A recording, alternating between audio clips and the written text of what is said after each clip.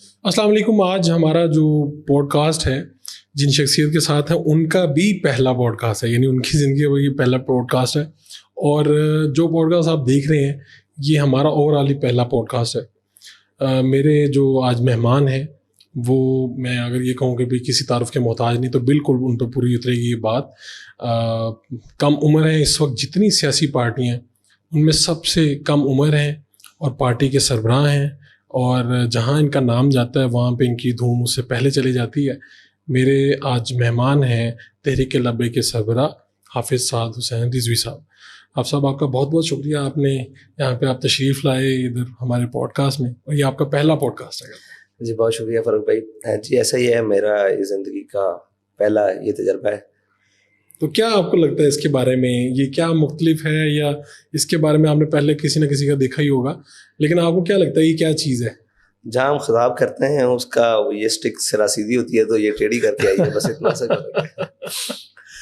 ये बताएं कि सवालात तो आपसे बहुत से हैं ऐसे, लेकिन हम शुरू यहाँ से करते हैं कि मैं चाहता हूँ कि लोगों को एक मरतबा पता चले आपकी उम्र क्या है और आपने अपनी तालीम कहाँ से और क्या हासिल की। अच्छा, मेरी उम्र इस वक्त तकरीबन 28 साल मुकम्मल हो चुकी है, और तालीम मैंने इब्तदाई अपने करीबी इंग्लिश ग्रामर स्कूल में हासिल की। ठीक है। रॉयल ग्रामर स्कूल, मेरे सर खालिद साहब हैं लाहौर में? जी जी बिल्कुल करीबी इधर। ठीक है। जहाँ मैं रहता हूँ लाहौर में। तो उसके बाद मिडिल किया, फिर मैं हिफ्ज़ किया। 5 मुकम्मल करने के बाद प्राइमरी के बाद मैं हिफ्ज़ में चला गया, फिर मैं मिडिल किया, उसके बाद फिर मैंने मैट्रिक किया। मैट्रिक करने के बाद फिर मैं दरस निज़ामी वाली साइड पर आ गया, तो फिर ये सिलसिला जारी रहा। तो फिर उसके साथ साथ छोटी बहुत चीज़ें थी। पंजाब यूनिवर्सिटी में एक वो तर्किश लैंग्वेज के लिए गए। अच्छा जी, आइल्स के लिए भी कहीं गए, सुपीरियर कॉलेज में भी कुछ दिन के लिए तब आजमाई करने गए। तो बहुत सारी जगहें हैं। तो ये लैंग्वेजेस का क्या कोई शौक था या वालिद साहब का हुक्म था या क्या था? नहीं, अब ज़ाती हैसियत में शौक था। नहीं, आपने कहा ना टर्किश लैंग्वेज, इसके लिए क्या इसके लिए ज़ाती शौक था उस वक्त। एक उर्दगान का शोरा था, तो उस वजह से वो तो अभी तक भी है वैसे, अभी दोबारा वो मुंतखब हुए हैं, तो उसकी वजह से ज़रा तुर्की के बारे में जो कुछ एक उम्मत मुस्लिमा के अंदर जो बात मतलब एक उठ रही थी कि शायद इनमें बड़ा दमखम है। हम बड़ा अपने करीब महसूस करते हैं उनके साथ जो हमारा है, कोई ऐसे तो वाकई वहाँ पे जाके या उनकी बातें सुन के, इवन उनकी वो अगर आप देखें कि उनके जो ड्रामे वगैरह भी आए हैं, तो ऐसा लगता है कि उनकी सकाफत, उनकी तहजीब में इस्लाम की कहीं कहीं झलक बहुत गहरी मौजूद, बहुत गहरी। अच्छा, ये तो अब हुआ कि ऑल ऑफ सडन आप बन गए सरबराह, अपनी तहरीक के सरबराह बन गए, और ये पूरे पाकिस्तान में ये फैली हुई तहरीक है, हर हल्के में इनके आप लोगों के अच्छे खासे वोट हैं। तो आपने क्या सोचा था? आपने तो ज़िंदगी को किसी और तरह से सोचा होगा। खादिम हुसैन रिजवी साहब जो थे वो जिंदा थे, आप किसी ज़ुबान को सीखने का शौक़ रखते थे, कभी कुछ कर रहे होंगे। आपने अपनी ज़िंदगी के बारे में क्या सोचा था? अगर आप इस तरह पूछ लें कि ज़िंदगी का आपने मकसद क्या बनाया, तो बड़े सोचने के बाद ज़िंदगी का मकसद शहादत बनाया था। अच्छा, बड़े सोचने के बाद। क्यों? मतलब क्या आपके पीछे मोटिवेशन क्या थी? इकबाल, अल्लामा इकबाल। ठीक है। अल्लामा इकबाल को पढ़ के मतलब कि क्या मकसद है ज़िंदगी का, तो फिर यही पूछा कि शहादत है मतलूब व मकसूद व मोमिन, न माले गनीमत न किश्वर कशाई। तो दोनों चीज़ों से बेनियाज होकर जो मोमिन चला जाए अल्लाह की बारगाह में, तो यही है ज़िंदगी। तो वालिद साहब वैसे क्या कहते थे? आप सबसे बड़े हैं भाइयों में, तो वालिद साहब आपको क्या कहते थे कि क्या करना चाहिए? वो उनकी क्या ख्वाहिश थी कि आप क्या करें? जी, उनकी ख्वाहिश ये थी कि पढ़ना है और उसके बाद अमली मुसलमान बनना है। तो मेरे अमल पर वो बहुत ज़्यादा खुश थे, और पढ़ाई में जो मेरी सुस्ती होती थी उस पर वो मेरे साथ नाराज़ भी रहते थे। और फिर लेकिन जब अमली तौर पर और कुछ पढ़कर चीज़ें बराबर बैलेंस करने की कोशिश करता था, तो फिर मेरे सामने तो नहीं, पीछे से कहते थे यार ठीक है। अच्छा, आपके सामने नहीं? नहीं, मेरे सामने। अच्छा, आपके जो वालिद साहब हैं वो जब अप्रिशिएट करते थे अपने बच्चों को, और प्यार, और उसमें क्या था, या आपकी दोस्ती थी उनके साथ, या थोड़ा सा एक एहतराम वाला भी होता है मामला? मेरे अपने वाले साहब के साथ एक एहतराम वाला मामला है। बाज़ दफ़ा मैं जो दोस्ती की तरफ जा रहा होता हूँ, थोड़ा सा पीछे आ जाता हूँ। आपका क्या मामला था, ताल्लुक कैसा? देखिए, मेरे वालिद गिरामी پھر استاذ، پھر میرے دوست، پھر میرے رہنما قائد، پھر میرے مرشد، اور پھر میرے یعنی کہ خلوت اور جلوت کے ساتھی. پھر مجھے ہر چیز، ہر رہنما ہر چیز میں، ایک ہے سیاسی بیک گراؤنڈ میں ادھر رہنمائی، ایک ہے ہر میدان میں رہنمائی، یعنی گاڑی چلاتے ہوئے بھی رہنمائی، زندگی کیسے جینی ہے، اٹھنا کیسے ہے، بیٹھنا کیسے ہے، کھانا کیسے، تعلق داری کیسے، کس سے کیسے بات کرنی ہے ایک موڑ پر. تو پھر وہ بابا خواجہ فرید نے کہا نا میرا عشق بھی تو میرا یار بھی تو تو وہ والا حساب. تو بہت زیادہ جب ان کو پیار آتا تھا آپ پہ یا دیگر بچوں پہ تو کیا کس طرح سے وہ اظہار کرتے تھے اس کا؟ بلا لیتے تھے پاس اور گھنٹوں بٹھاتے تھے. اچھا. گھنٹوں بٹھا کر پھر باتیں کرنی، اور اگر کچھ کہنا بھی ہے تو کسی کی نصیحت کے ساتھ کہنا ہے، یعنی کسی ڈائریکٹ نہیں کہنا کہ یار یہ تمہارے اندر یہ خامی ہے، یہ نہیں کہنا، بڑی نصیحت کے ساتھ کہنا. اور ان کا توکل پر جو تھا نا وہ بہت زیادہ تھا کہ ہم کوئی بھی بات آگے کہنی ہے، کسی بھی کوئی خواہش کا اظہار کرنا تو کہنا کہ بیٹا یہ اللہ تعالیٰ کے اوپر توکل کرنے سے انسان زیادہ آسانی کرتا ہے. اور پھر ہمیں زیادہ جو ہے نا اس میں پرسنلی بٹھا کر جو وہ بزرگان دین اور جو لوگ جنہوں نے زندگیاں گزاری ان کی زندگیوں کے بارے میں بہت زیادہ بتانا. یعنی کہ ہم نے بچپن ہی میں سے، یعنی کہ میری عمر شاید غالباً کوئی 7 سال ہوگی یا 6 سال ہوگی. تو ہمارے گھر اخبار تو ڈیلی آتا تھا، ہماری اردو وہیں سے اخبار سے. ہاں جی اخبار سے. نہیں یہ والد صاحب کا حکم تھا یا شوق؟ نہیں وہ ہمارے سامنے پڑھتے تھے تو ہم بھی پڑھنا شروع ہو گئے. اور یقین مانے 7 سال سے یا 6 سال سے آپ کہہ لیں 7 سال سے بندی روشنی ہوتی اخبار پھول کلیاں اور وہ تعلیم و تربیت اور وہ ایسی چیزیں ہمارے لیے بچوں کی کہانیاں یہ جی وہ ساری چیزیں. تو جیسے جیسے ارتقا ہوتا گیا پھر پھول کلیاں سے باہر نکلے، پھر لائبریری میں چیزیں دیکھی، اچھا یہ بھی کام ہماری مطلب کی ہے، تہذیب الاطفال ہو گیا، یہ ہوگی یہ چیزیں. تو پھر وہاں سے آہستہ آہستہ ہر چیز میسر رہی نا گھر میں. تو پھر جہاں مسئلہ آیا یا ان کے سامنے کوئی لفظ بولا تو انہوں نے اس پر اصلاح کر دی. یعنی میں کہتا ہوتا تھا اکثر کہ میری زبان پر ایک غلط نام ہو گیا تھا کہ زبان بے فضول چیزیں، تو مجھے کہتے تھے ارے بے وقوف بے فضول نہیں ہوتا، یا فضول ہوتا ہے، اگر بے فضول ہو جائے تو پھر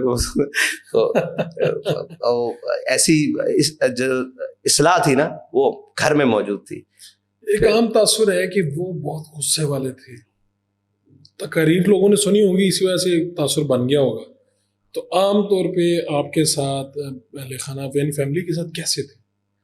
بہت مطلب شفیق اور بہت پیار کرنے والے اور ہر لحاظ سے، لیکن ان کے ہاں اپنے اصول پر کمٹمنٹ تھی. وہ اصول کے نیچے آ کر تو وہ پھر کہاں پہ ایسا لگا آپ زندگی میں جب آپ نے ہوش سنبھالا کہ یار یہ میرے والد تو ہیں لیکن یار یہ اپنے اصول پہ کھڑا بہت بڑا آدمی ہے یار، یہ یعنی اس طرح سے سوچتا ہے نا بندہ. کوئی ایسا واقعہ ہوا؟ جی جب میں بیمار ہوا. اچھا. تو میری مطلب ذاتی حیثیت میں بھی ہر ایک کو جو ولی آدمی ہوتا ہے نا اس کو ہر ایک شخص کو یہ لگتا ہے کہ یہ مجھ سے سب سے زیادہ محبت کرتا ہے. ٹھیک ہے. اس کی ایک خاصیت ہوتی ہے، جو اللہ کا محبوب بندہ بن جاتا ہے نا اس کی ایک خاصیت ہو جاتی ہے کہ ہر شخص جس کے ساتھ اس کا تعلق ہوتا ہے اس کو لگتا ہے کہ میرے سے زیادہ اس کا کسی کا تعلق. تو میں بھی اسی غلط فہمی کا شکار ہوں، اسی غلط فہمی کا میں کہہ سکتا ہوں کہ شکار ہوں کہ میرے سے زیادہ ان کا کسی کا تعلق نہیں. تو جب میں بیمار ہوا اور بڑا شدید ترین حالت میں کیا، تو تب میں نے ان کو دیکھا نا کہ وہ پریشان ضرور تھے، یعنی کہ اس کو کیا ہو گیا یہ دائم ہے، لیکن میرے سامنے انہوں نے پریشانی کا کبھی اظہار نہیں کیا. میں ان کو کافی سارا تنگ بھی کرتا تھا، میری حالت بہت زیادہ غیر تھی. تو اس دوران جب وہ تیار ہو کر پریشانی کے بعد گھر میں سے تیار ہو کر بن ٹھن کر گھر سے باہر نکلتے تھے نا تو ان کے ماتھے پر کوئی سلوٹ نہیں دکھتا تھا. اور ان کی گفتگو جب میں سنتا تھا یعنی میرے تک پہنچی تھی کہ یار پریشان آدمی اتنی بڑی گفتگو. میں آج جب آپ بھی سنتا ہوں میرے رونگٹے کھڑے ہو جاتے ہیں کہ اتنا بڑا شخص کہ ایک زاویہ ہی بدل دیتا تھا اپنے آپ کو. کیسے بدلتا ہوگا؟ نہیں ہو سکتا، ممکن نہیں. گھر میں اتنی بڑی اپنا گھر پیچھے چھوڑا ہے جی، اور آپ کے سامنے بہت بڑی آڈینس ہے جو متاثر ہوتی ہے، آپ کی بات سنتی ہے، اس پہ عمل کرتی ہے، آپ جیسا بننا چاہتی ہے. تو آپ کو لگتا تھا کہ یار یہ بندہ کیسے، یعنی میں آپ کو سچی بات بتاؤں کہ میرے بچنے کی امید شاید 10% بھی نہیں تھی. میں ایسا اتنا سخت بیمار تھا. میں شاید مطلب وہ ایک لمبی داستان ہے، لیکن میں 3-4 ماہ میں شاید 3-4 گھنٹے بھی نہیں سویا ہوں گا. تو بہت شدت والا معاملہ, نہایت شدت والا معاملہ. ان کی محبت بھی اتنی شدید تھی اور وہ محبت کا اظہار بھی ان کا ہوتا تھا اور ساری چیزیں. اس کے بعد جب وہ گھر سے نکل کر جاتے تھے نا, تو وہ اپنے جب اس کو کرتے تو پھر میں آج بھی سوچتا ہوں اور اس وقت بھی سوچتا تھا کہ کیسے یہ پھر وہ اللہ کی خاص عطا ہے, اتنا بڑا شخص. پھر ہر پریشانی کے بعد جب وہ تیار ہو کر اپنے کاز کے لیے نکلتے تھے تو ایسے لگتا تھا کہ بندہ دو عالم سے خفا تیرے لیے. واہ. ہم نے ایک واقعہ سنا کہ وہ چونکہ خطیب تھے اور پہلے جو ان کا گورنمنٹ کے ساتھ رہا معاملہ, تو جب انہوں نے, اب غالباً کیا ہوا تھا, ارلی ریٹائرمنٹ لے لی یا چھوڑ دی تھی نوکری یا کیا ہوا تھا, اور بعد میں ان کے کوئی بنتا تھا معاوضہ اور وہ لے کے آئے لوگ تو انہوں نے انکار کر دیا. کیا ہے یہ واقعہ, سچا ہے کیا؟ یہ واقعہ ایسے ہے کہ پہلے مشرف دور میں لوگوں نے مطلب سوشل میڈیا آیا اور باقی ساری چیزیں آئی, اللہ نے ایک اپنے بندے سے حجاب اٹھانا تو وہ بہانے بنے ساری چیزیں. لیکن وہ تو آپ اگر آپ کو میں آج بھی 1998 کی تقریر یا 2000 تقریباً تقریر سناؤں تو آپ حیران ہو جائیں گے کہ یہ شخص مشرف کے بارے میں یہ بات کر رہا ہے, اور سرکاری ممبر پر بیٹھ کر, شہاب المالی کے ممبر پر بیٹھ کر, جو سرکاری اوقاف کی مسجد, بڑی سخت مخالفت کی افغانستان پر اڈے دینے پر, اور ایسی گفتگو کی آپ حیران رہ جائیں. تو آج بھی نہیں آتا تھا وہاں سے, جی آیا نا اس کا فیڈ, وہاں سے نوکری سے فارغ کر دیا. نوکری سے صرف اس وجہ سے فارغ ہوئے, اس وجہ سے کہ آپ سرکاری معاملات پر کیوں گفتگو کرتے, سرکاری ممبر پر بیٹھ کر. تو وہ کہتے تھے کہ یہ ممبر سرکار کا نہیں ہے, یہ ممبر اس سرکار کا ہے جنہوں نے ہمیں بتایا کہ آپ نے حق بیان کرنا ہے, اوپر کوئی بھی بیٹھا ہو, ہمیں حاکم سے غرض نہیں ہے, ہمیں حق سے غرض ہے. تو وہ حق بیان کرتے تھے اس وقت جو بات. تو یہ معاوضے والی کیا بات ہے کہ اچھا یہ چلتا رہا, پھر وہ وہاں سے ختم ہو گئے, پھر ان کو پیر مکی علیہ رحمہ بھیج دیا. ٹھیک ہے, دربار پیر مکی علیہ رحمہ, حضرت عزیز الدین مکی رحمۃ اللہ تعالیٰ علیہ کے مدد. پھر وہ کہا, اس میں مجھے اعزاز حاصل ہے کہ انہوں نے قرآن پاک سنایا. اس وقت تک تو میں حافظ نہیں بنا تھا جب شہاب المالی سناتے تھے قرآن پاک. تو اس سے پہلے گجرات میں ایک بزرگوں کا دربار ہے, وہاں پر پہلی دفعہ ان کی اپوائنٹمنٹ ہوئی تھی. پھر وہاں سے یہاں شفٹ ہو گئے, وہ بھی جو سرکاری طریقہ کار ہوتا ہے لاہور میں. تو شہاب المالی میں تقریباً غالباً کوئی 6 مصلے سنائے ہیں, مطلب 6 سال تراویح سنائی ہے رمضان کی. تو 6 سال میں تقریباً 3-4 سال یا 6 سال ہی میں ساتھ رہا ہوں, صحیح ذہن میں نہیں ہے, میں دیکھوں گا چیک کروں گا. تو 6 سال ہی جتنے سال انہوں نے وہاں سنائی ہے. پہلے میں 10 پاروں کا حافظ تھا تو ساتھ لے کر جاتے تھے, آخر سے میں نے شروع کیا تھا تو آخری 10 پاروں میں جاتا تھا. پھر ایسے جیسے جیسے قرآن پاک مکمل ہوتا میں تو وہاں سامع میں ہوتا تھا. تو تراویح ان کے ساتھ پڑھی 27 تراویح. تو وہ پھر مکی علیہ رحمہ جمعہ پڑھاتے. اب یہاں پر ایک بڑی انٹرسٹنگ بات ہے, یہ یاسین پہلوان صاحب ہوتے تھے, بلال یاسین کے والد. اچھا, بہت زیادہ ان کا آپس میں تعلق تھا ان کے ساتھ. اچھا ہاں, یاسین پہلوان شاید بلال صاحب کی والدہ کے چیلم پر یا ان کے کسی خاندان پہ چیلم پر, جب ان پر بڑا مشکل وقت تھا نون لیگ کا پر, تو حمزہ شہباز صاحب بھی آئے تھے وہاں 40ویں پر. تو وہاں ان سب نون لیگ کی کریم بیٹھی ہوئی تھی. وہاں پر جو پھر ان کو انہوں نے بتایا, مشرف کا دور تھا کہ آج بھی باز آ جاؤ, یہ جناب بلا سبب بلا وجہ آپ کے اوپر یہ ساری چیزیں نہیں آئی. آپ کے بھی کچھ یہ معاملات ہیں, سود والا معاملہ تھا, جو وجوہات آپ کے اوپر ساری پتہ. تو صاحب ظاہر ہے جب جو بندہ مشکل میں ہوتا ہے وہ تو کہتا ہے کہ ٹھیک ہے. پھر اقتدار آنے کے بعد چیزیں بدل جاتی ہیں. پھر جب اقتدار آیا نون کے پاس دوبارہ, غالباً 8 میں آیا پنجاب کا اقتدار, جی 8 میں آیا, تو وہاں بھی پھٹے چلتے رہے, لیکن یاسین پہلوان کھڑا ہو جاتا تھا. اچھا, وہ بابا جی کے ساتھ کھڑا ہو جاتا. بالکل پورے اوقاف کے سامنے.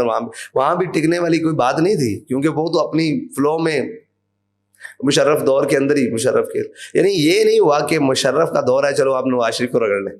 اچھا نہ یہ نہیں ہوا. ٹھیک ہے, یہ روایات میں ہماری نہیں ہے. تو وہ معاوضے والا وہ رہے گی جی, آگے جا رہے ہیں نا, کیونکہ یہاں سے تو معاوضہ. تو یہ یاسین پہلوان صاحب کھڑے تھے اور جمعے پہ کہتے تھے پہلوان اپنے پتر کو سمجھا. اچھا, وہ نون لیگ کی جو کہ حکومت وزیر بھی رہے نا جب ان کی حکومت آ گئی, تو پہلوان تو اپنے بیٹے کو سمجھاؤ. یہ وہاں پہ سارے وہ نونی کھڑ پینچ اور ساری چیزیں. پھر آ گیا وقت غازی صاحب والا. نون لیگ نے اپنے دور حکومت میں 8 والے میں بڑی ایک عجیب سی دور گزارا ہے کہ وہ مساجد کے سپیکر اور درود و سلام پر یہ وہ, تو یہ اس میں بڑا کلیش بن گیا, کیونکہ یہ رائٹ ہینڈ کے سیاستدان گنے جاتے تھے, لیکن انہوں نے اس دور میں اپنے آپ کو لبرل بنانے کے لیے بڑی کوشش کی ہے اپنا اوپر چڑھانے کے لیے, تو وہ سارے کام کیے, تو اس میں کلیش رہا ان کا, بہت سارا کلیش رہا. اب وقت آ گیا ممتاز قادری والا, تو ممتاز قادری یہ تو نہیں ہو سکتا تھا کہ وہ سرکاری ممبر ہے, وہاں پر میں گفتگو کروں نہ کروں, اور یہ میری مسجد ہے یہاں پر میں کروں, تو گفتگو دونوں طرف ایک ہی ہوتی تھی, دونوں طرف. تو پھر وہاں آ کر کلیش ہو گیا گورنمنٹ سے, انہوں نے جمعہ پڑھانے سے منع کر دی, ٹھیک ہے کوئی مسئلہ نہیں. پھر تنخواہیں روک دیں, تنخواہ بے نیاز آدمی تھے, انہیں مسئلہ کون تھا. پھر انہوں نے کہا جی آپ کی تنخواہیں دیتے ہیں تو آپ اکاؤنٹ کھلوائیں. میں نے اکاؤنٹ نہیں کھلوانا. اچھا, کبھی انہوں نے اکاؤنٹ کھلوایا ہی نہیں؟ ان کے نام پر اکاؤنٹ نہیں کھلوایا. اچھا, میں نے اکاؤنٹ نہیں کھلوانا, مجھے ضرورت نہیں ہے, میری تنخواہ مجھے جیسے پہلے مل رہی تھی, میں اپنا کام کروں آپ. انہوں نے کہا کہ جی اچھا نائب امام کے نام پر اکاؤنٹ کھلواتے ہیں, جو ان کے نائب تھے اس کے نام پر کھل گیا, تنخواہ آنی شروع ہو گئی, تنخواہ مل رہی ہے, یعنی کہ معطل ہو چکے ہیں لیکن تنخواہ مل رہی ہے. تھوڑے دنوں بعد تنخواہ بھی بند ہوگی, پوچھا نہیں کہ کیوں بند ہوئی. تھوڑے بعد انہوں نے کہا جی آپ ریٹائرمنٹ لے لیں, آپ کو بالکل ڈسمس کیا جا رہا ہے. ڈسمس کر دو. اب جب ڈسمس کا مسئلہ آیا نا, تو اوقاف میں جتنے بھی لوگ ہیں سارے لوگ وہ جانتے تھے بندہ تو حق پر ہے, ہر ایک کو اپنی آخرت کی تو پرواہ ہے نا. اب انہوں نے پرسنل رابطے شروع کیے. وہ بابا جی کے بڑے اچھے دوست بھی تھے, علامہ مولانا قاری عارف صاحب, وہ صوبائی خطیب تھے, اور ان کی بڑی آپس میں بڑی گہری دوستی تھی. تو ان کے صاحبزادہ صاحب بھی بڑے اچھے آدمی ہیں, میرے ساتھ ان کا تعلق ہے الحمدللہ. تو وہ ان کے ساتھ جب ہوا نا, تو وہ آ گئے گھر پہ. انہوں نے کہا جی کوئی طریقہ کار, مطلب کوئی سیٹل کریں, آپ ریٹائرمنٹ لے لیں آپ وقت سے پہلے. میں نے حق بات کی ہے, میں ریٹائرمنٹ کیوں لوں, انہوں نے مجھے ڈسمس کرنا ہے, تو جو بھی کرنا ہے کریں کاروائی. وہ بڑی لمبا, میرے خیال سے کچھ مہینے تک یہ بات چلتی, نہیں لی. انہوں نے کہا جی اچھا یوں کریں کہ آپ ریٹائرمنٹ بھی نہ لیں, سارا کچھ ہم سیٹنگ کر لیتے ہیں, آپ اپنے بیٹے کا نام دے دیں, اس کو ہم سرکاری خدمت. کہا جس کا باپ جس وجہ سے جا رہا ہے, میں اپنے بیٹے کو یہ کہوں کہ تو نہ حق نہیں بولنا وہاں پر, یا تو اس کو. کہا اللہ تعالیٰ ان چیزوں سے ہمیں بے نیاز کر دے گا. آپ کو کس نے کہا کہ یہ چیزوں کی ضرورت ہوگی؟ یہ جو جملہ تھا میری زندگی کا سارا. دیکھیں آپ اس وقت کی, میرے خیال سے یہ 2010-11 کی بات ہے, 45-65 ہزار کی تنخواہ تھی, بڑی تنخواہ, اور پھر سرکاری جاب, اور 17 میں یہ 16 اسکیل کی جاب ہے, مطلب خطیب کی, اور ایک 16 میں نہیں ہوگی تو 15 میں 12 میں چلنے کی, اتنے ہوگی میرے خیال سے. اچھی لوگ تو روتے ہیں اس کے لیے, تو نہیں ضرورت نہیں ہے. کہا اپنے بیٹے کا نام دے دیں. کہا اس کی ضرورت بالکل بھی نہیں ہے. کہا اس کو, اور میری طرف دیکھ کر کہا ان چیزوں سے تو اللہ بے نیاز کر دے گا. اور وہ دیکھیں اس شخص, مطلب اس مرد آہن کی وہ جو یقین ہے اللہ پر, یہ تو چیزیں حیثیت ہی کو, اور یہ کہا ان کی تو حیثیت ہی کچھ نہیں, ہم تو وہاں کسی مقصد کے لیے جاتے تھے. یہ کس نے کہا کہ ہم نوکری کا مزہ لینے, اور یہ ہم تو اپنے نظریے کے لیے جاتے تھے, ٹھیک ہے وہاں نہیں تو یہاں. اور یہ پڑھا ہوا تب بھی کہ لطف سجن دم بدم کارے سجن گا گا انجوی سجن بابا دے انجوی سجن, وہ تو بس یہ پڑھا اور اس کے بعد جانے دیا. اب یہ وہ تھا, انہوں نے کہا جی پینشن لے لیں. کہا پینشن بھی نہیں, یعنی ارلی ریٹائرمنٹ کا صورت بنا دیتے ہیں, پینشن لے لیں. انہوں نے کہا پینشن, شاید اکاؤنٹ میں آج بھی پیسے پڑے ہوں, اکاؤنٹ میں اسی اکاؤنٹ میں, وہ اکاؤنٹ ہے ہی نہیں ہمارا, لہٰذا پیسے نکلوانے کے لیے نہیں لیے. وہ پتہ نہیں انہوں نے نکلوائے ہوں گے, یعنی پیسے بھی نہیں لیے پینشن. کہا نہیں, میں حق بول رہا تھا جب تک میں اپنی کام کر رہا تھا, تنخواہ لے رہا تھا. جب انہوں نے مجھے معطل کیا, انہوں نے کیا ہوا تھا, میں اپنے کام نہیں چھوڑا, تب تک تنخواہ لے رہا تھا. اب آ گئی یہ بات کہ مجھے یہ نہیں بات کرنا دیں گے, تو یہ ختم ہو گئی بات. اب یہ اس طرف ہے, اس طرف ہے. کہا میں ان سے پینشن بڑے اچھے طریقے سے وصول کر لوں گا, یہ وقت آئے گا. بس یہ بات ہے. کیا ہوا خادم شاہ رضوی صاحب کا, یہ ان کا جو معذوری تھی وہ حادثہ پیش آیا تھا؟ جی, اور ڈرائیور سو گئے. کیا ہوا تھا؟ ڈرائیور سو گیا تھا, گاؤں جا رہے تھے اپنے دادا ابو کے. 30 اپریل کو ان کا وصال ہوا, ان کے نام پر مسجد شروع کی, تو وہ مسجد کی بنیادیں رکھی, اور تقریباً 8-9 جولائی کو تلاگنگ جا رہے تھے, ڈرائیور تھا, تو ڈرائیور کو نیند آ گئی موڑ پر. وہ موڑ مجھے گزرتے ہوئے دکھاتے بھی تھے, یہ موڑ ہے, آج بھی وہاں موڑ مجھے یاد ہے. وہ موڑ وہ کہتے تھے کہ یہاں پر میں نے جب اس کی طرف دیکھا تو وہ ایسے اونگ رہا تھا. میں نے بس اسے کہا لیاقت بس ایک ہی کر رہے ہیں. کہتے ہیں گاڑی اتر گئی نیچے, نہ گاڑی کو کچھ ہوا, نہ ڈرائیور کو کچھ ہوا, کچھ بھی نہیں ہوا. صرف وہ گاڑی اور اس کے درمیان جو ایک راڈ ہوتا ہے وہ ان کی کمر پہ لگا, سیٹ اور جو نیچے ڈیش بورڈ کے درمیان راڈ ہوتا ہے, وہ ان کی کمر پہ لگا ہوا. ظاہری طور پر تو کوئی ایک بلڈ کا شاید قطرے 2 بھی نہیں نکلے کہیں سے, لیکن وہ بیک بون کو ہٹ کر گئی اور پھر اسپائنل کارڈ بھی ہٹ ہو گئی. پھر وہ ڈاکٹر عامر عزیز صاحب نے گرکی میں, وہ بھی زندگی کا ایک ٹرننگ پوائنٹ تھا. میں بس ایسے. تو آپ نے یعنی یہ آپ کی عمر کیا ہوگی جب یہ حادثہ ہوا؟ 2009 میں میں 14 سال کا تھا, بہت چھوٹے تھے. 14 سال کا, 13-14 سال. آپ کے لیے بھی بڑا صدمہ, اور اچانک یہ جی, میں اچانک میں کلاس میں بیٹھا ہوتا ہے, تجوید کی کلاس میں بیٹھا ہوتا. اچھا. تو میری بات کروائی کسی نے آ کر, غالباً مجھے کسی نے آ کر کہا کہ استادوں کا ایکسیڈنٹ ہو گیا. میں کون سے استاد ہوں؟ آپ کے ابو کا. رات کو بھی 3 بجے تک تو مہمان بیٹھے ہوئے تھے, کھانا کھلایا, پھر صبح میں پڑھنے کے لیے چلا گیا. تو وہاں میں جو ٹاؤن پڑھتا تھا اس ٹائم, اب 1 بلاک میں, تو جامعہ فاروقیہ رضویہ میں. تو بس وہ اچانک کسی نے آ کر بتایا کہ ایکسیڈنٹ ہو گیا. میں نے جب بات کی تو مجھے انہوں نے کہا کہ میرا ایکسیڈنٹ ہو گیا, تو کمر میں چوٹ لگ گئی. میں تو صاف ظاہر ہے آنسوں سے رونے لگ پڑا. اس وقت آپ کو سمجھ نہیں آئی ہوئی اس کی سنگینی کیا ہوگی؟ ایک دم ایک مطلب میں گھر کی طرف آیا تو میں نے رابطے شروع کیے. پھر وہ ہمارے چاچو ہیں ڈاکٹر لال حسین صاحب, ان سے بات ہوئی غالباً, اور باقیوں سے. انہوں نے کہا جی ہم لاہور لا رہے ہیں ایمبولینس میں. بس لاہور آ رہے تھے, ترکی ہاسپٹل میں آ گئے. تو پھر وہ میں سامنے گیا, بیلٹ لگی ہوئی تھی, آپریٹ نہیں ہوا تھا, صبح آپریٹ ہونا تھا, پریشان نہیں ہونا, تگڑے رہنا. میں ٹھیک ہوں. انہوں نے کہا اچھا, مجھے بلایا سامنے, پریشان تو نہیں. میں کیسے کہتا نہیں, اور تگڑے رہنا, کچھ نہیں ہے, اللہ خیر کرے گا. بس پھر وہ اس کے بعد پھر ایک اور چیز آئی, وہ بڑی عجیب تھی. میں 20 یا 21 دن بعد وہ ہاسپٹل سے گھر شفٹ ہوئے, یا 16 دن بعد غالباً شفٹ ہو گئے گھر. عامر عزیز صاحب نے ان کا آپریٹ کیا تھا, ڈاکٹر عامر جی, انہوں نے کیا. پھر وہ گھر آ گئے. پھر جب گھر آئے تو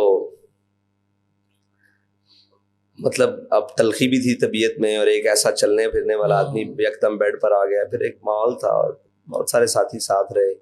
پھر ایک وقت آیا کہ میں پڑھنے چلا گیا,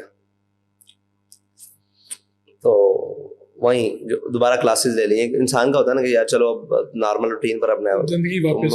والدہ نے کہا کہ آج آپ کے والد صاحب نے کوئی 7-8 مرتبہ یا شاید اس سے بھی زیادہ آپ کا پوچھا ہے. اور جب بھی میں نے بتایا کہ انہوں نے پوچھا 7 کہاں ہیں, میں نے کہا پڑھنے گیا. انہوں نے کہا انہوں نے پھر پوچھا, میں نے کہا آپ کو بتایا تو ہے پڑھنے گیا.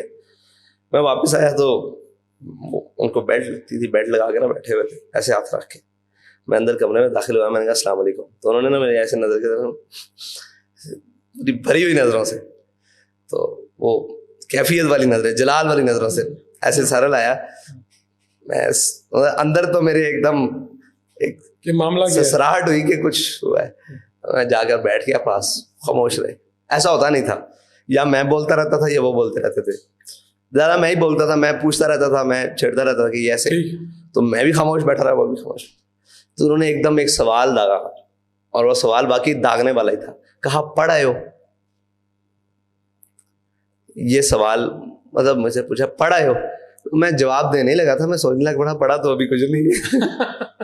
بس یہاں سے پھر میں خاموش رہا. پھر اس طرح انہوں نے باتیں کی, کتابیں تو 2 حرف سکھاتی ہیں, آدمی بناتے ہیں. پھر ساتھ صاحب نے اٹھا کر کتابیں طاق میں رکھی, پھر کہیں پڑھنے کے لیے نہیں گئے والد صاحب کے پاس. جو پڑھایا جو سکھایا انہوں نے سکھایا سب کچھ. یعنی وہ آپ کا آخری دن تھا باقاعدہ. اس کے بعد میں تھوڑی دیر ان کے ہی حکم پر بیٹھتا رہا ہوں, باقی اساتذہ کے پاس بھی, لیکن میں پھر ذوق سے پڑھنے نہیں گیا. جو میرا تھا نا وہ ختم ہو. آپ نے پوچھا نا کہ آپ کیوں, پھر اس وجہ سے ختم رہا. میں پھر ترکش لینگویج بھی سیکھنے گیا, اور پھر سارا کچھ. پھر میرا وہ ذوق نہیں رہا. پھر میرا ذوق یہ تھا کہ میں کہیں بیٹھا ہوتا تھا, میرا خیال پیچھے لگ جاتا تھا, ہاں کہ اگر وہ یہاں ہوتے تو وہ کیا کہہ رہے ہوتے, پھر میں ان کے پاس چلا جاتا تھا. ایسا میں کوئی بات سنتا تھا, کوئی بات پڑھتا تھا, کوئی واقعہ, تو میں کہتا تھا اچھا ان کا تبصرہ کیا ہوگا, میں اٹھا کے بات ان کے پاس لے جاتا. تو اکثر یہ بھی ہوتا تھا کہ میں ایک ہمارے سر ذیشان صاحب تھے, اللہ ان کو خوش رکھے, وہ کیمسٹری کے یا فزکس کے پروفیسر ہیں پنجاب یونیورسٹی میں, شاید ابھی بھی ہوں گے, بہت قابل آدمی, بہت قابل آدمی. تو ان کے پاس میں میتھ پڑھتا, وہ اکثر میرا خیال آتا تھا, تو میں ان کے پاس چھوڑ کر سیدھا بابا جی کے پاس چلا جاتا اور وہ بات چھوڑ لیتا. بس وہ پھر ایک ایسی لگ گئی کہ پھر ساتھ ہی رہے. پھر اس لیے کہیں دل نہیں لگا.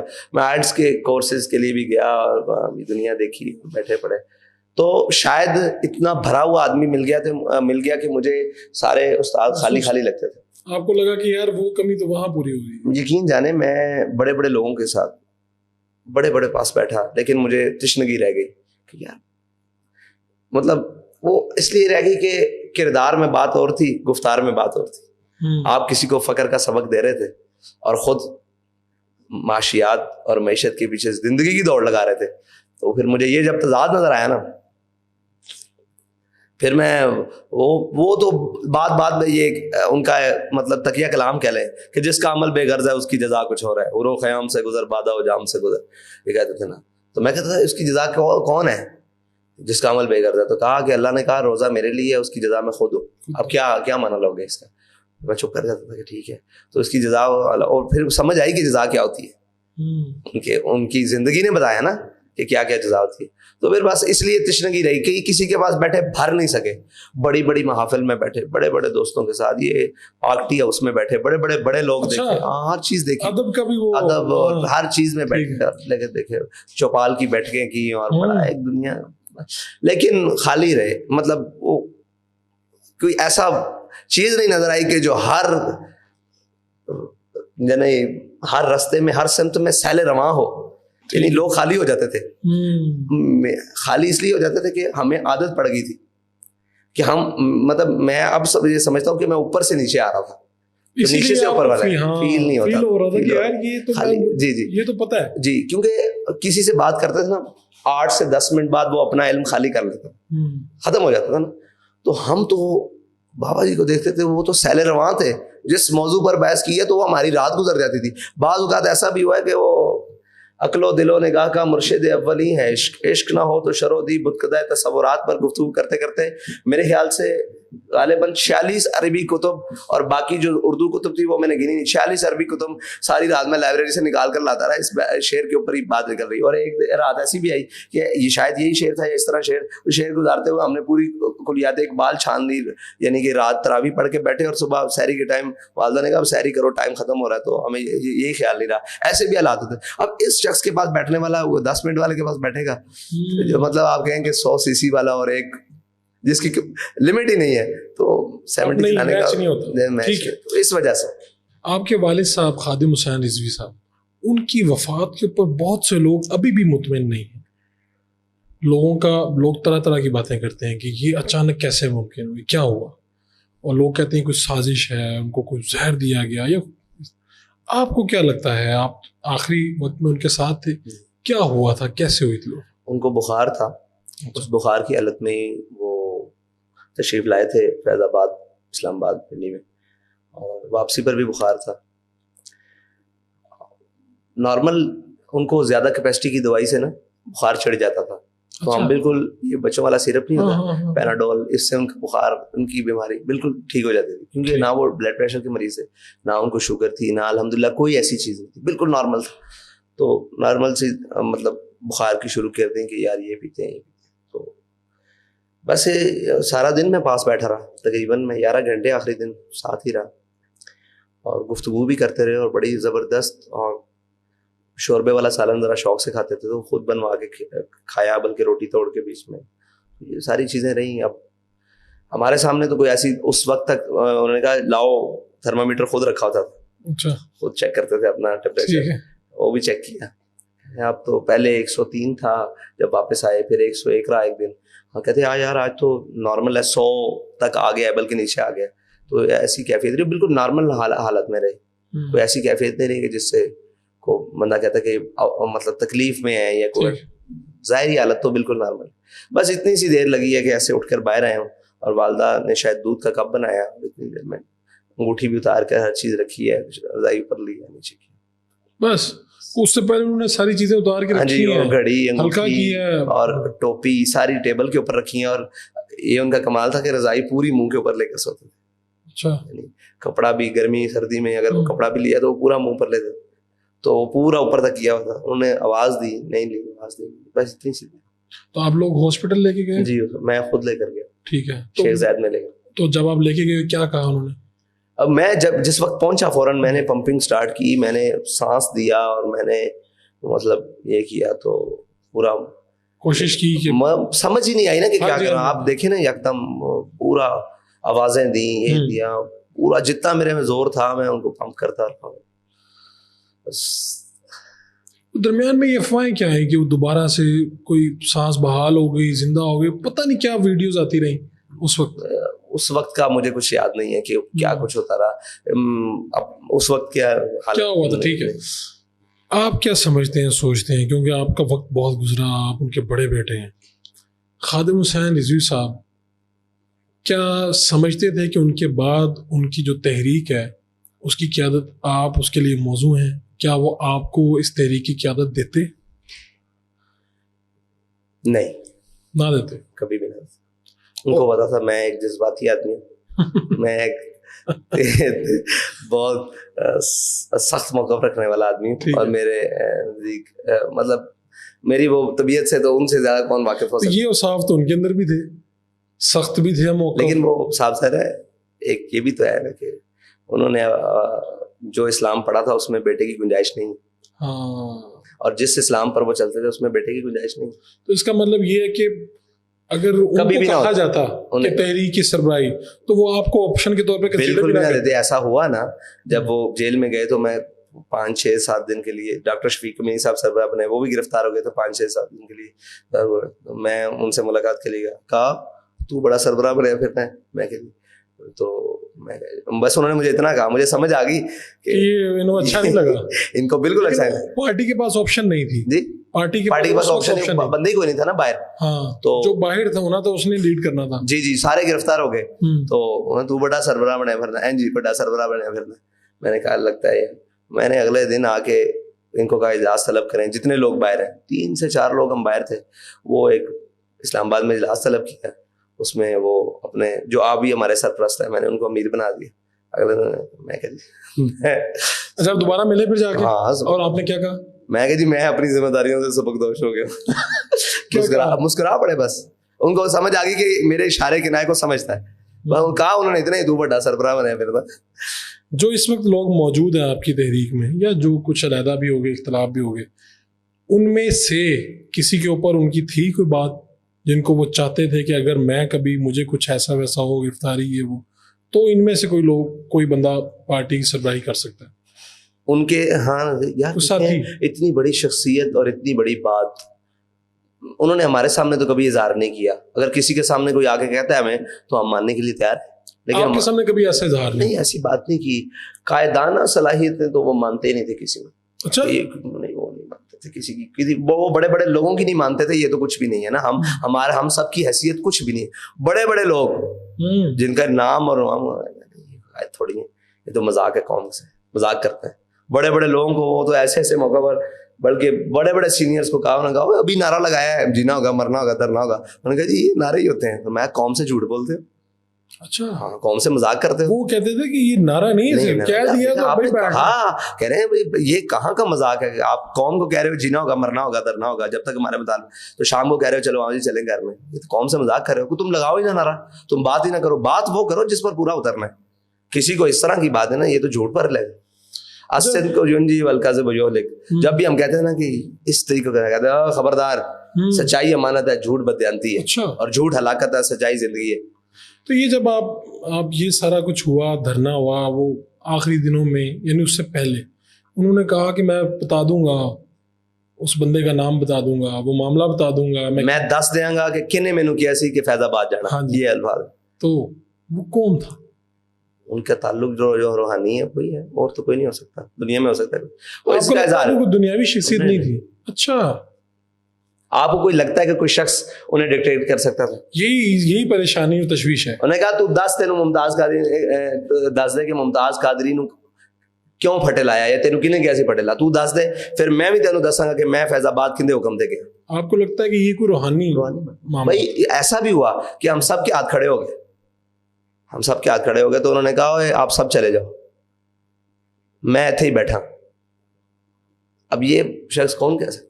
تو یہ جب آپ کے گھر آئے, مسجد میں آئے, دروازے ٹوٹے, پتہ نہیں کیا کیا ہوا. تو اتنا بڑا ہے فاروق بھائی, جن کو شاید کبھی نہیں بلایا جا سکے, کہ ہمارے گھر لوگ تعزیت کے لیے آئے, اور آپ کو پتہ ہے کیسے دنیا ہے, آپ گن ہی نہیں سکتے اس شخص کو, جتنی مطلب وہ جنازے پر جو فاتحہ کے لیے دنیا آئی وہ تو گنتی میں نہیں ہے نا, مطلب ایسے ہی ہے. اور پھر کلوں پر پھر 40. ہمارے گھر کے دروازے ٹوٹے ہوئے تھے, ہمارے گھر کی کھڑکیاں ٹوٹی ہوئی تھی, پردے ٹوٹے, ہر چیز ٹوٹی ہوئی تھی, اور ہم لوگوں کو فاتحہ کے لیے بٹھا دیا. اور پھر ہم نے شرم کے مارے, ہمیں شرم نہیں تھی, ہمیں تو فخر تھا کہ ہمارے دروازے ناموس رسالت میں, لیکن لوگ آگے پوچھتے تھے کیا ہوا ہے, تو ہم کس کا نام لیتے اور کیا کرتے, ہم نے ان کے اوپر کپڑے لٹکا دیے. پھر میں نے کہا کہ پہلی پریورٹی میں ان کو ٹھیک کرواؤ یا ان کو صحیح کرو. تو دروازے توڑنے والوں میں صرف پولیس تھی یا باقی کون سی؟ سارے تھے, ساری فورسز, رینجر بھی تھے. اس وقت تو لوگوں نے بڑا ان کو کہا ہوگا کہ آپ کیا کر رہے ہیں, ہم بھی پاکستانی ہیں, ہم بھی. پچھلے جمعے میں, جس جمعے کو وفات ہوئی ان کی جمعرات کی رات کو, اسی جمعرات کی پچھلی رات کو, جو پچھلا ہفتہ تھا, اسی رات کو اس مسجد پر قبضہ تھا ان کا.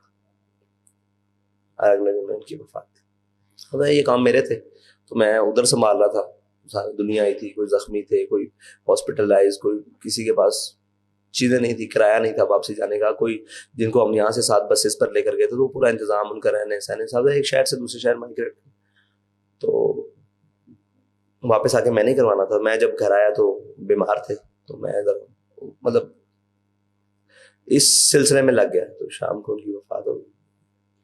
تو بڑی عجیب بات ہے, یہ برداشت سے باہر بات ہے, یہ نہیں. چلے چھوڑ دیں, آگے چلے. کچھ چیزیں تو ایسے ہوتی ہیں, بندہ انسان ہی ہوتا ہے, بندہ کہتا ہے کہ یار یہ کیا ہے, یعنی میں بھی اسی مٹی کا ہوں, یہیں کے رہنے والا. آپ ضبط دیکھیں نا پھر ہمارا, آپ ضبط دیکھیں ہمارا. لوگ ہمیں کہتے ہیں کہ برداشت نہیں, ہماری برداشت دیکھیں. کتنے لوگوں کی اب تک ہو چکے ہیں, کیجویلٹیز ہو چکی ہیں, شہادت ہو چکی ہے, جتنی بھی آپ کی ایفرٹس رہی, آپ نے کوئی اس کے اعداد و شمار بنائے؟ جی, یہ جو ناموس رسالت کا بھی مارچ ہوا ہے, اس میں تقریباً کوئی 53 شہداء ہیں کل ملا کے. نہیں, اس سے 8 فیض آباد والے, اچھا 2 ناموس رسالت مارچ والے ہیں. وہ شہداء اس سلسلے میں کہ گاڑی کا ایکسیڈنٹ ہو گیا. ٹھیک ہے, یہ شہداء ہیں. یعنی تقریباً 100 کے قریب لوگ ہیں. نہیں, تقریباً کوئی 62-63 لوگ, 63.